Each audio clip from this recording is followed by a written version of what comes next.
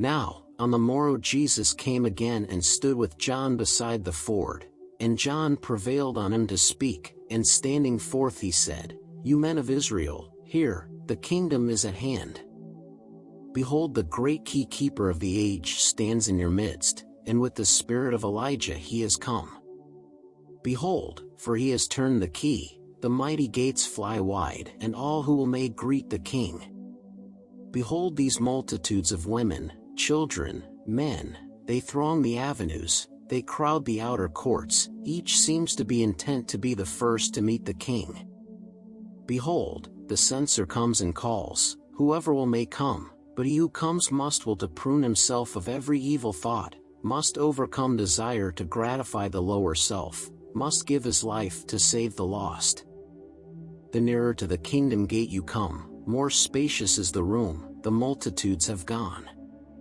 If men could come unto the kingdom with their carnal thoughts, their passions and desires, there scarcely would be room for all. But when they cannot take these through the narrow gate, they turn away, the few are ready to go in and see the king. Behold, John is a mighty fisher, fishing for the souls of men. He throws his great net out into the sea of human life, he draws it in and it is full. But what a medley catch, a catch of crabs, and lobsters, sharks and creeping things, with now and then a fish of better kind. Behold, the thousands come to hear the wild man of the hills, they come in crowds that he may wash them in the crystal flood, and with their lips they do confess their sins. But when the morrow comes we find them in their haunts of vice again, reviling John, and cursing God, and heaping insults on the king. But blessed are the pure in heart, for they shall see the king. And blessed are the strong in heart, for they shall not be cast about by every wind that blows. But while the fickle and the thoughtless have gone back to Egypt land for leeks and carnal herbs to satisfy their appetites, the pure in heart have found the king.